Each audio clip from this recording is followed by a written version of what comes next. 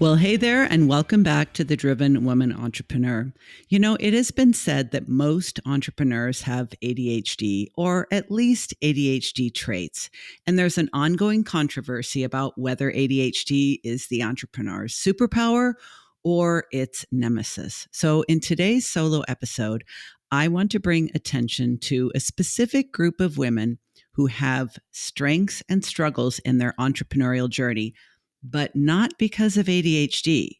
These women were identified as gifted in elementary school, and their challenges bear a very strong resemblance to those who actually have ADHD. Now, to make things even more interesting, it's also possible to be both gifted and have ADHD, something that is referred to as being twice exceptional, or 2E. Now, we're going to come back to that later in the episode. But because there's so much overlap in the traits experienced by women who are gifted and those who have ADHD, and many entrepreneurs self-identify with ADHD, I wanted to highlight a few of the areas that I think it's important for us to pay attention to. If you are an entrepreneur, especially a female entrepreneur, and you happen to have been labeled gifted in grade school and think you outgrew the gift, well, spoiler alert, you didn't. Now, before we dig in, depending on what generation you grew up in and where you grew up and whether you went to public school or private school or were homeschooled, I'm going to be using the term gifted to refer to anyone who was placed in gifted classes or who was enrolled in the GATE program. That's an acronym that stands for Gifted and Talented Education. Now, your school might not have had a gifted program. So if you skipped a grade or you were sent to another campus for external quote unquote enrichment activities based on either standardized testing or a teacher's recommendation, then you, my friend, are also gifted and this information applies to you. Now, I wanted to make this information as simple, straightforward, and listener friendly as possible. So I'm going to limit this episode to sharing 7 areas of overlap and separate them into the ADHD perspective and the gifted perspective. Ready? Okay, here we go.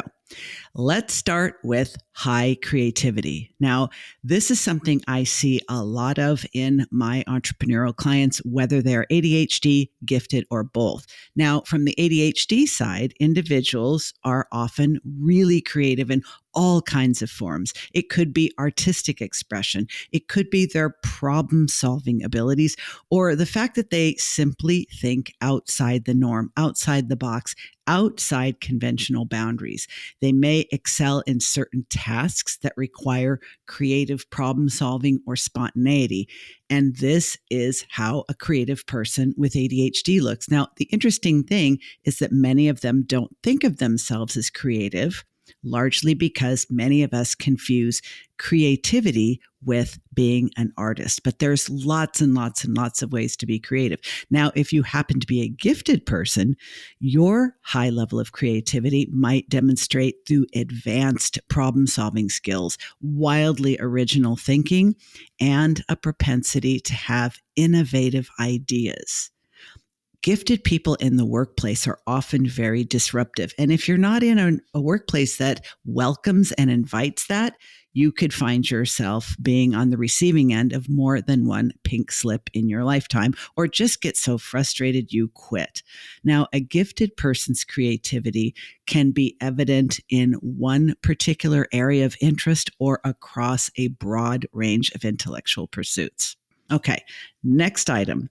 Intense focus. Now, I'm sure you are familiar with ADHD hyperfocus. I've talked about it a lot. Plenty of people talk about it. So from the ADHD perspective, because folks with ADHD are associated with having an attention deficit, I mean, that's how the label got its name, but it's also possible for them to exhibit extreme focus, hyperfocus, in an area of interest. Now, this intense level of concentration can lead to exceptional performance in that specific area.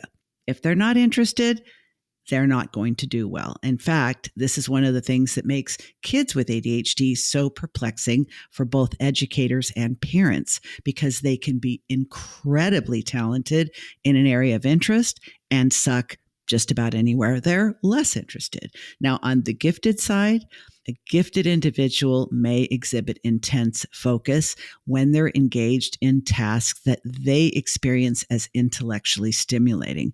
This can look and feel very much like hyperfocus, but it's probably closely related to flow state.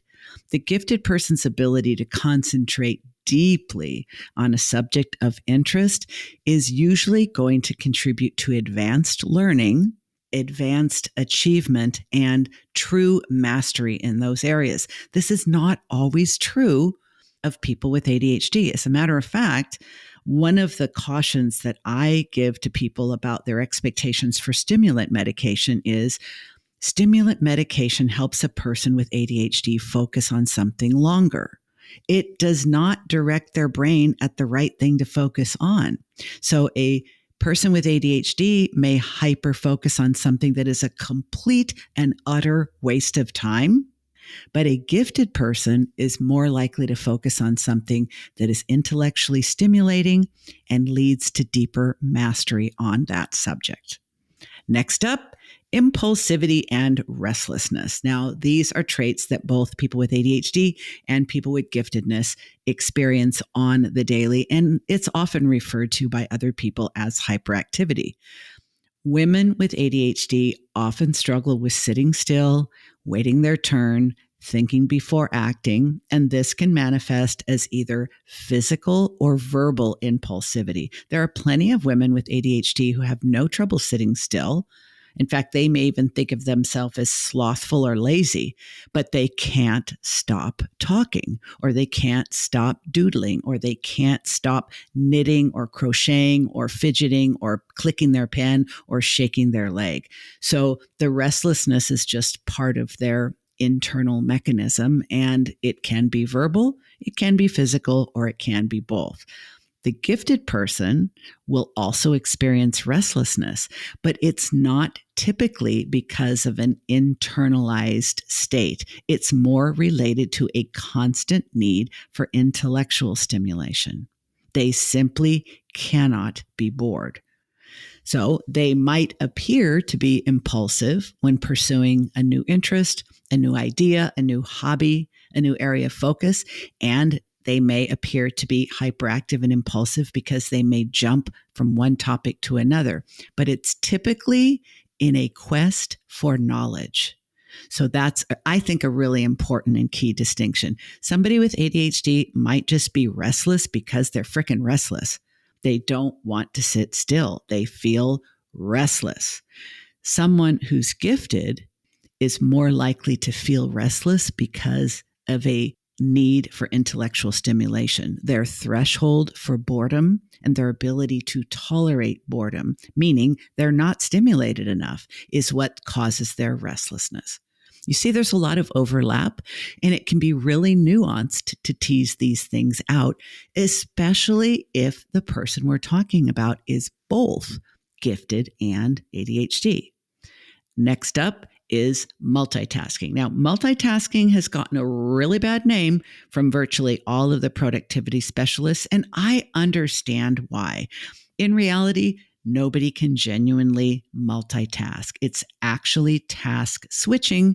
And the reason why the productivity pundits don't want us to do it, no matter how well we might think we are doing it, is because there's a lag time in returning your focus to the thing you shifted away from while you were doing the other thing and calling it multitasking. Now, if you have ADHD, you might think you are adept at multitasking. And I have famously told the story of being in grad school, paying rapt attention to the lecture that I was attending, while simultaneously highlighting a paper for another class and balancing my checkbook. I didn't think there was anything wrong with any of that at the time.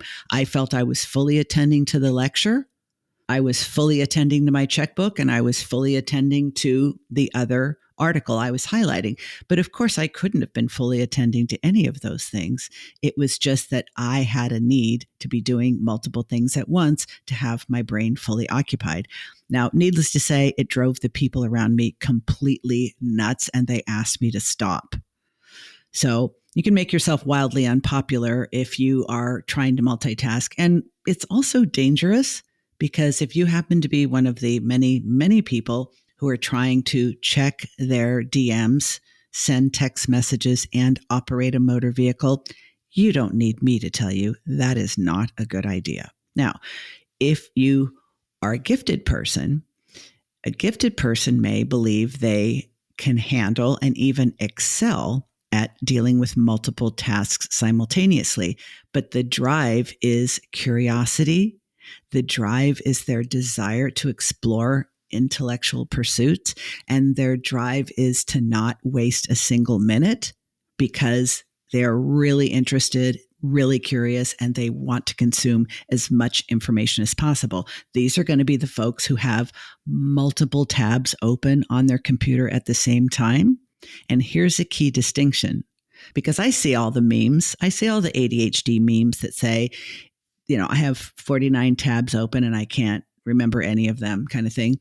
A person with ADHD might have 49 tabs open at the same time because they're bouncing around amongst a bunch of different things, looking for a recipe, doing some online shopping, checking their kids' grades, and so forth. A person who is gifted, who does not also have ADHD, might have 49 tabs open, but they're probably all related to the same topic area. Okay, next up. Can we talk sensitivity? One of the complaints that many people who are gifted hear, and also many people who have ADHD hear, is how sensitive we are. I've done a number of podcast interviews on other shows about rejection sensitivity, and I've spoken about it a great deal on this podcast as well. So if rejection sensitivity is something you're dealing with or something you're interested in knowing about, definitely do a keyword research on that with rejection sensitivity and Diane Wingert, and you will be led directly to all that. But what I'm talking about today is that women with ADHD tend to be sensitive to their environment, as well as their emotions and sensory input. You've heard about people who have multiple chemical sensitivities. A lot of women with ADHD identify with this. Heightened sensitivity to sensory input through all of the senses: taste, sight, smell, touch, hearing. Sometimes it's just one, like it could be tactile. You hear about kids with ADHD, you have to clip out the tags. I had to clip out the tags from my kids' clothing because they would just feel that it was so scratchy and so irritating and they couldn't concentrate. And that's very typical also of people on the autism spectrum. But a lot of women with ADHD that I have worked with tell me that they can't tolerate bright lights. They can't tolerate loud noises. They can't tolerate environments that have too many different odors, even if they're pleasant odors. Could be the perfume counter in a department store. It's overwhelming to them. Some people have a really hard time being touched because of their sensitivity, even positive, non-sexual, non-exploitative touch, like getting a massage or a pedicure.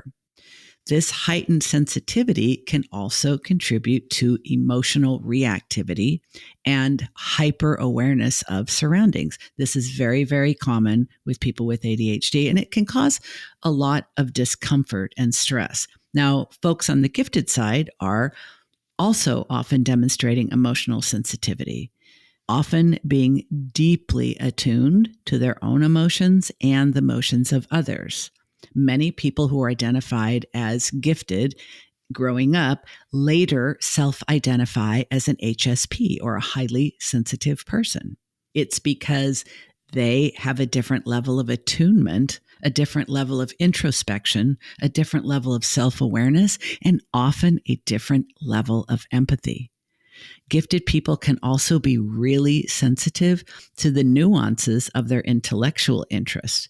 So you will hear someone, a gifted person, talking about a really rare interest that maybe they and 10 other people on the planet have, But man, if they get in front of a receptive audience, they can almost tear up when they have the opportunity to share about it. So there's a lot of overlap in this area too. One of the areas that I think is most fun to witness and participate in when I am brainstorming with a gifted or individual with ADHD is the divergent thinking. I love this about both groups so much. Now, gifted individuals typically display divergent thinking. And if you're not familiar with that term, I'm referring to what most people call thinking outside the box. Creative brainstorming, creative problem solving, creating novel approaches to things that other people probably wouldn't think of. But once they walk them through it, they're like, oh, yeah, I get it now. I like to refer to it as people who have divergent thinking make more connections between the dots, and they also make a lot more dots. Now, if we're talking about a person with ADHD, their divergent thinking may be along the lines of generating multiple ideas or multiple solutions for a single problem.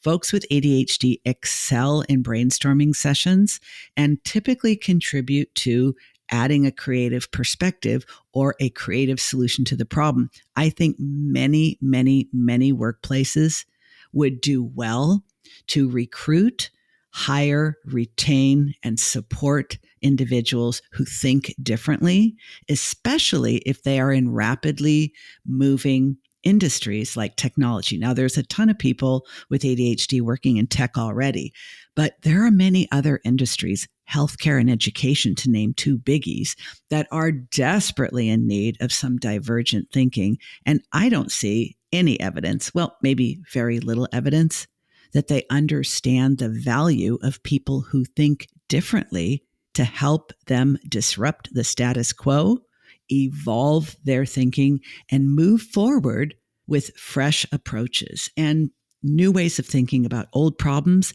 and new ways of thinking about new problems. Obviously, this is an area that I have a lot of thoughts and a lot of passion about. Now, an area of difficulty that both groups have is organization. And I think this is one of the reasons why so many formerly gifted girls who grew up to become gifted women, because I got news for you. You may have never unpacked the gift, but it does not go away. You do not outgrow being gifted. But most women that I meet that I think she's gifted. So I'll ask them, by any chance were you in the gifted program as a kid? The typical answer kind of makes me tear up a little bit to think about it. The typical answer is this. Yeah, I was gifted as a kid. Huh? I was gifted as a kid. The vast majority of gifted women no longer think they are. And I'm going to get into that a little bit further in a few minutes, because while it may seem really cool and you might even be envious if you are not gifted of those who are, it is not necessarily the easiest way to get through life. I'll come back to that a little bit later. So, with respect to organization, the organizational difficulties of folks with ADHD are legendary, and plenty of podcasts talk about them. Most women with ADHD struggle with organizational skills because they have challenges in their executive functions. Executive functions are things like planning, prioritizing, maintaining order, anticipating future needs, having a reasonable time horizon, meaning how long is it going to take to get this done? How much time do I need to plan ahead to do this? What order do I put these tasks in? And if something comes up that interrupts me or distracts me, how difficult or easy is it for me to plug back into my to-do list and continue to move forward? Clearly, this is an area of extreme challenge for most people with ADHD, and they have a varying degrees of skill in managing it with systems, structure, and supports. But this difficulty for women with ADHD tends to extend to managing time, tasks, and other people.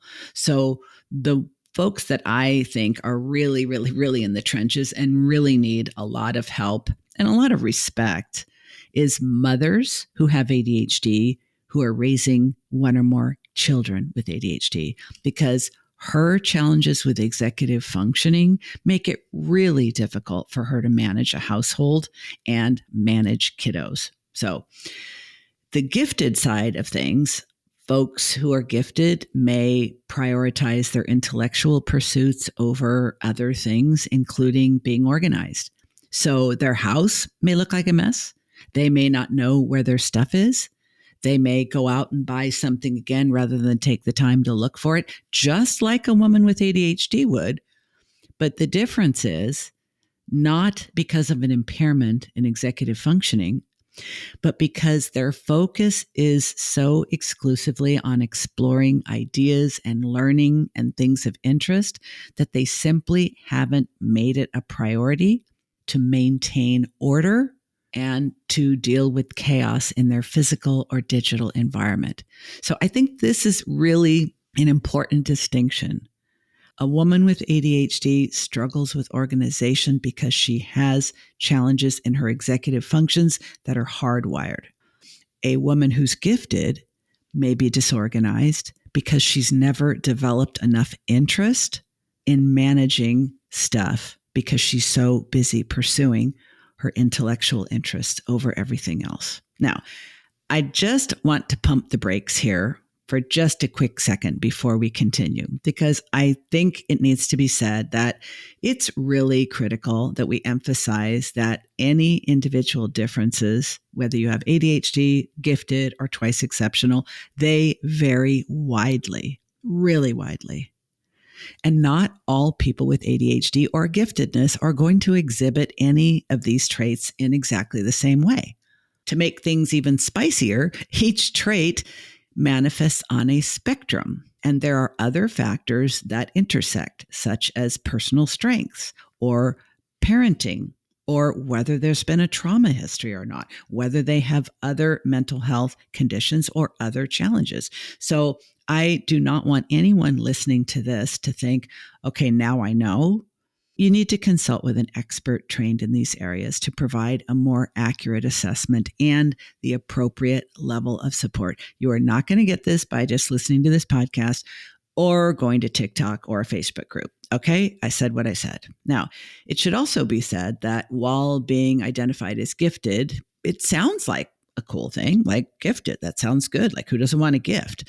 But it really does come packaged together with its own unique set of challenges. Now, if a person had supportive parents and educators, and I mean, it would be wonderful if they had a mentor, like if their mom or grandma or neighbor was also gifted and could help them navigate the unique experiences that they encounter so that they could become well-rounded adults. But that often doesn't happen. Now, there are several books that have been written by mental health professionals on the specific and unique challenges that are faced by gifted individuals. So I'm going to link to those in the show notes for reference so you can go deeper into those if you like. There's one that I really like called Why Smart People Hurt. And I think, and I'll get into this a little bit more in a few minutes, but I think as I've gotten to know so many more gifted women, specifically gifted female entrepreneurs in the last few years, universally, they struggle with feeling misunderstood and lonely because they're different. And you'll note the last few podcast episodes this year, as well as the first couple into the new year, are all kind of circling around this theme of how do we think of ourselves as a person with difference. I'm not going to spoil it, but if you're paying attention to the podcast titles, both the solo episodes and the guest interviews, I wanted to end this year and roll into the next with a genuine focus on people who are different and how they accept that difference. Now, going back to gifted individuals, they are very often driven by a sense of purpose and a need to have an impact on the world. You're going to find a lot of gifted individuals in politics, but not the greedy, sleazy kind, but they want to change the world. They are in healthcare, they are in education. They want to fulfill their purpose by having an impact and making a difference to others. However, as their interests evolve over time, their career paths do as well. And many a gifted woman explores multiple different avenues before finding one that aligns with all of her passions and strengths. What's also true is that she might be inclined to reinvent herself multiple times during her adult life as she continues to grow and mature. That has certainly been my story. Now, I've referenced the challenges that gifted people have, and of course, they vary widely from one individual to another, but I wanted to highlight some of the common themes. Now, you will note that these are things that are also experienced by women with ADHD. Gifted women tend to set extremely high standards for themselves. This almost inevitably leads to perfectionism. This drive for perfection can create such intense feelings of pressure, an overriding fear of failure, and difficulty accepting anything less than flawless performance. Now, I worked with a gifted woman a few years ago who was in medical school, which was her parents' dream for her. It was not her dream for herself, but she was so terrified that she would get less than a perfect score on any of her exams that she would put off checking online for her grades for weeks at a time, which only created more anxiety and pressure. This is not fun. There are a lot of people who say, oh, I'm a perfectionist. And I remember this used to come up in job interviews. Tell me, a strength and tell me a shortcoming. Well, I'm kind of a perfectionist, which was supposed to be like a strength in disguise. It is not fun. And if you are living with perfectionism, I see you. And this has been an overriding concern in my life for a very long time, and something I have to actively work on, because whether you are gifted or whether you are twice exceptional, it's really hard to know when enough is enough. And that is a genuine struggle. Now, a companion struggle that many gifted women also experience is imposter syndrome. They doubt their abilities and they feel like they don't honestly deserve their accomplishments and achievements, despite no amount of competence evidence, no amount of accolades, no amount of degrees, no amount of certificates, no amount of honors, no amount of awards convince them that they actually deserve their achievements. So they persistently doubt them and think, I was lucky or I was in the right place at the right time. Perfectionism and imposter syndrome and this constant drive to learn obviously creates some pretty massive issues with work-life integration. It's one of the reasons why many gifted women do not marry, and those that do are more likely to get divorced. Balancing career ambitions with personal and family life can be really, really challenging for these driven women. The pursuit of excellence in their careers can sometimes lead to finding a harmonious relationship or lasting success once they've gotten into one. I think it can be really hard for many people to accept that this woman is driven by something that really feels like it's beyond her control. That's not to say she can't work on it and gain awareness, but her internal wiring is too much is never enough. Expectations and pressure. I cannot emphasize enough how much gifted women face high expectations from themselves, but they also face really high expectations from others. Being told that you're gifted in elementary school, most of the women that I have talked to and worked with, it creates this notion that, oh, great. Now everyone's going to expect me to be really, really good at everything indefinitely. Awesome. I mean, that's a lot to deal with, even if you are incredibly capable. So the pressure to continuously excel and continuously meet higher and higher standards puts these women at a high risk for burnout. Talking with Kate Donovan about burnout is another recent episode.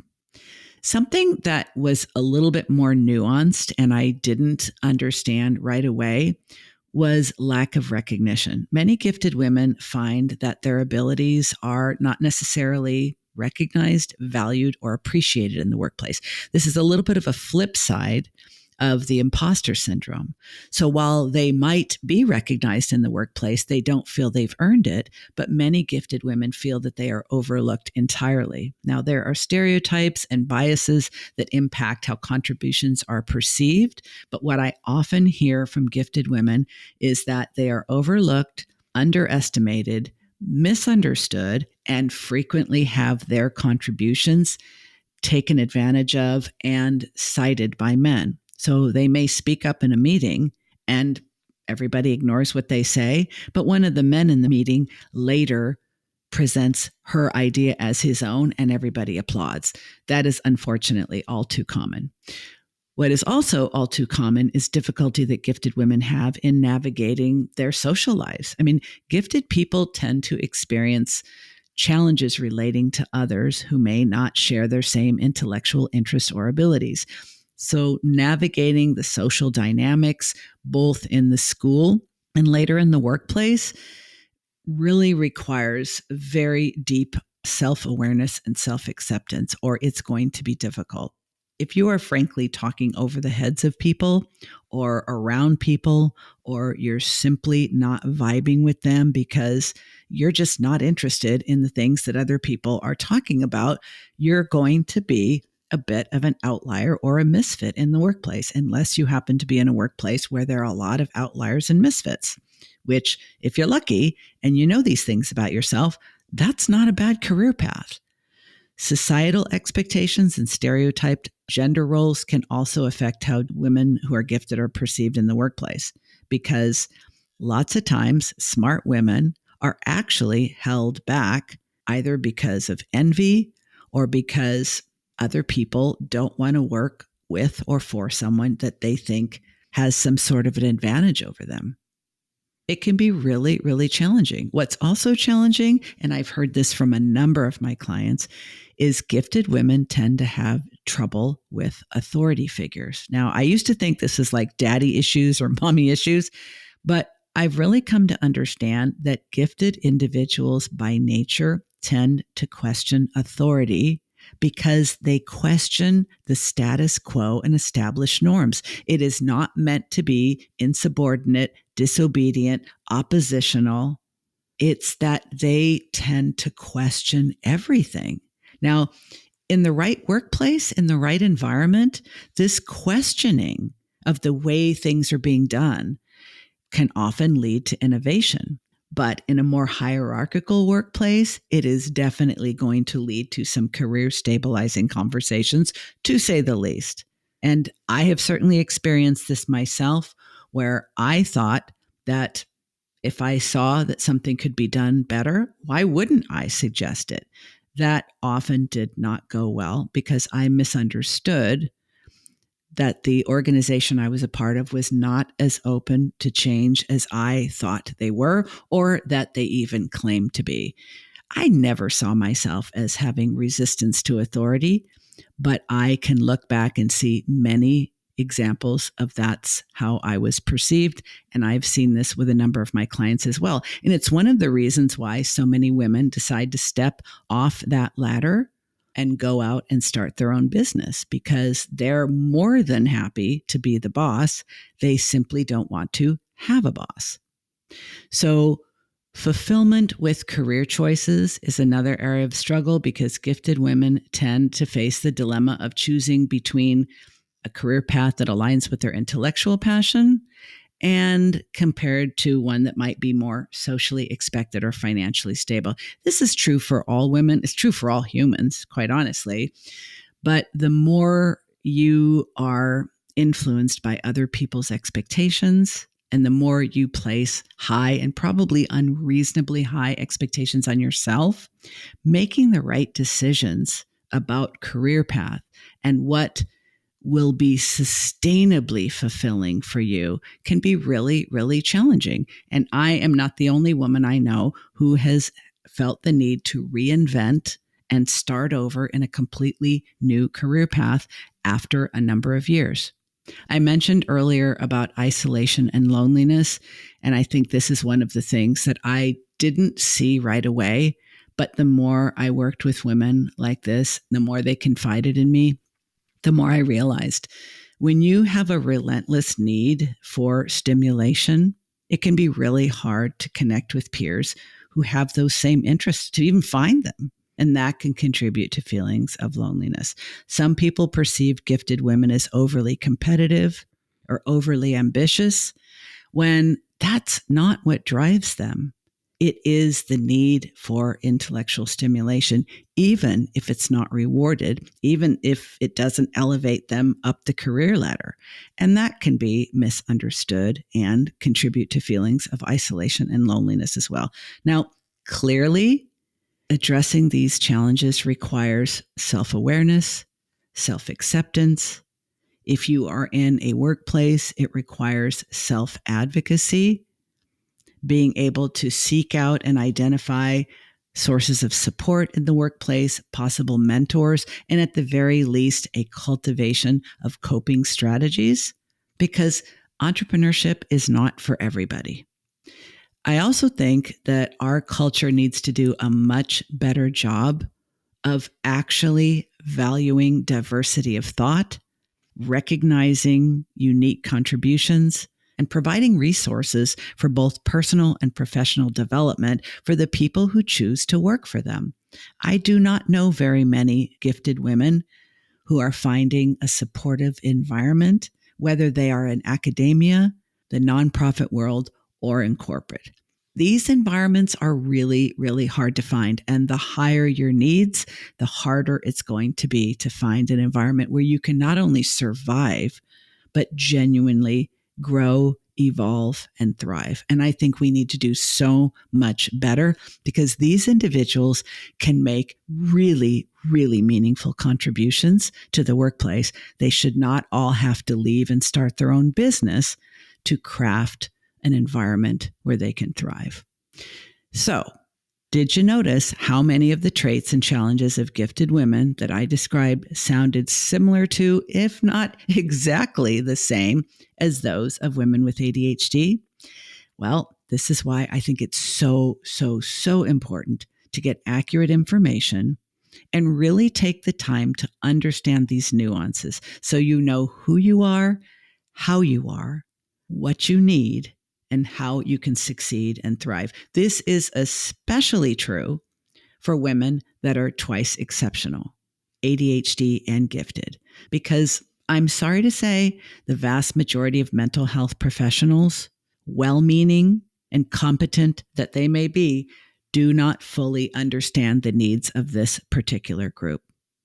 As with most areas of life, being able to thrive really depends on our ability and our willingness to take full responsibility for developing our own awareness of these things. I have heard far too many stories from women that were seeking help, but were misdiagnosed, mislabeled, and spent years, if not decades, looking for help and not finding what they really needed. That makes me so frustrated and more than a little bit angry at the mental health profession.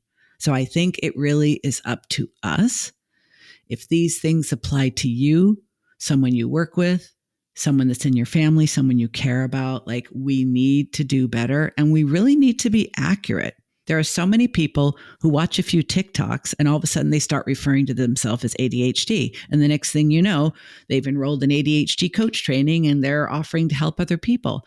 There's a lot of people who are looking for help, but they're not really finding it because there's a lot of nuance. And while I'm very, very supportive and encouraged by the growth in this industry, I really hate seeing how many people are hiding in plain sight, looking for help and not finding it, because too many of us do not appreciate the overlap between similar but different individuals. I want to wrap with a question that I got from a listener, and it's come up a few times, so I think it's a good time to answer it, especially because so many people are learning about differences from their family members and people they work with and expressing a lot of curiosity about what is neurodivergent. So I was recently asked, so are you saying that gifted women should be considered neurodivergent? Full disclosure, I got a little help from ChatGPT to answer this one. So, are gifted women considered to be neurodivergent? Well, the classification of gifted women as neurodivergent is a matter of ongoing discussion. I would even say controversy, and it really depends on the perspective and the definitions that are being used.